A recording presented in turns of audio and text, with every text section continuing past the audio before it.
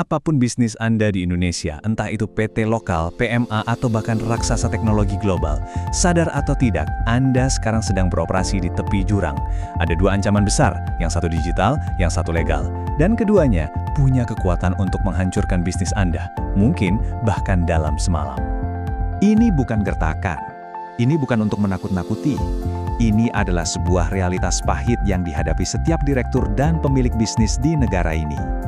Jadi saya tanya sekali lagi dan coba pikirkan baik-baik, apakah Anda 100% yakin bisnis Anda tidak akan lumpuh total besok pagi? Jawabannya ada pada angka ini.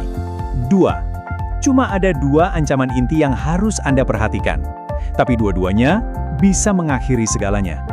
Biar saya perjelas ya, kita ini nggak sedang bicara soal gangguan operasional biasa.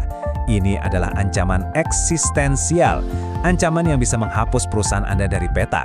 Dan tidak ada satupun yang kebal, mau Anda startup kecil atau korporasi multinasional, semuanya ada di garis bidik yang sama. Oke, kita mulai dari ancaman pertama.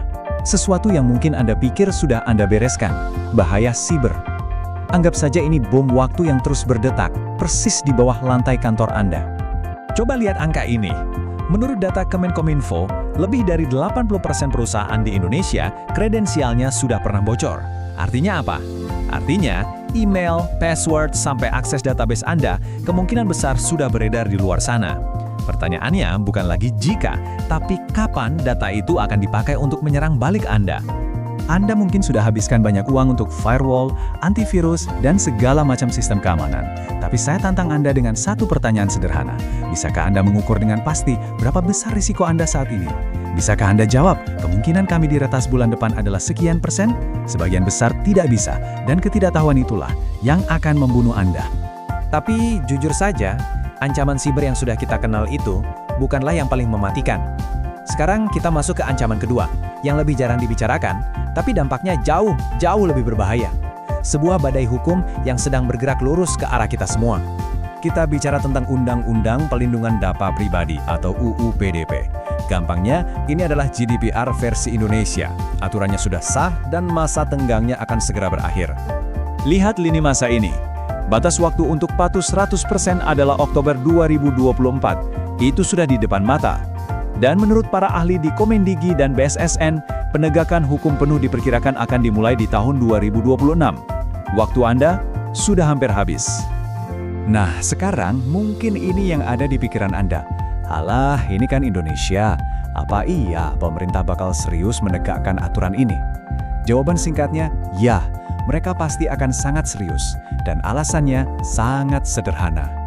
Ini alasannya, defisit APBN kita tahun 2024 diproyeksikan mencapai angka sebesar ini. Pemerintah butuh sumber pendapatan baru, sangat butuh. Coba kita sambungkan logikanya. Ketika ada cara yang 100% legal untuk mengumpulkan potensi triliunan rupiah sebagai pendapatan negara bukan pajak, apa Anda benar-benar yakin pemerintah akan melewatkan kesempatan emas ini? Pikirkan lagi. Penegakan UU PDP bukan lagi soal kalau jadi, tapi soal kapan dan siapa yang akan jadi target pertama. Kalau Anda butuh bukti, lihat saja apa yang terjadi di Eropa dengan GDPR. Meta, Amazon, Google, semua kena denda miliaran euro.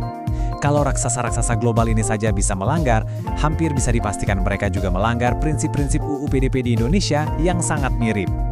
Dan sanksinya bukan main-main. Kita tidak hanya bicara denda sampai 2% dari total pendapatan tahunan Anda. Dengerin baik-baik. Ada risiko seluruh kegiatan bisnis Anda dihentikan paksa. Dan yang paling menakutkan, ancaman pidana penjara sampai 5 tahun bagi para eksekutifnya. Apalagi kalau Anda gagal lapor kebocoran data dalam 72 jam, itu langsung masuk ranah pidana. Jadi kenapa perusahaan Anda sangat rentan? Bahkan jika Anda merasa punya tim IT dan tim legal yang hebat. Jawabannya adalah karena ada kesalahpahaman besar tentang apa yang sebenarnya dituntut oleh UU PDP. Begini, UU PDP itu tidak peduli Anda punya firewall atau tidak. Mereka menuntut bukti bahwa sistem Anda memang aman. Mereka tidak hanya mau lihat dokumen kebijakan internal Anda, mereka menuntut bukti bahwa setiap vendor sampai karyawan Anda juga patuh. Ini bukan soal punya alat, ini soal bisa membuktikan keamanan di semua lini. Dan disinilah 90% perusahaan akan gagal total saat diaudit. Oke, setelah semua kabar buruk ini, ada satu kabar baik.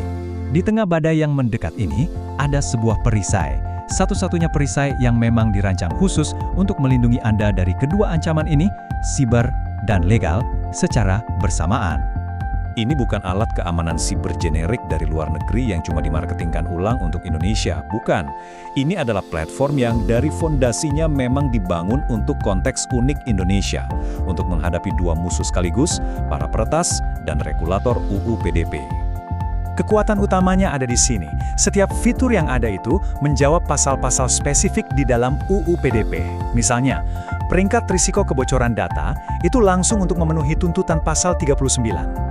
Sistem peringatan pelanggaran 72 jam itu dirancang spesifik agar Anda tidak melanggar kewajiban di pasal 43. Jadi setiap fiturnya adalah bukti kepatuhan Anda. Dan kalau Anda bandingkan, perbedaannya sangat jelas. Kompetitor lain mungkin menawarkan keamanan, tapi mereka tidak dibangun dari nol untuk audit kepatuhan UU PDP. Di CyberRank, penilaian risiko vendor dan pelaporan insiden itu fitur standar, bukan tambahan mahal. Semuanya dirancang untuk pasar Indonesia. Tapi, jangan percaya kata-kata saya.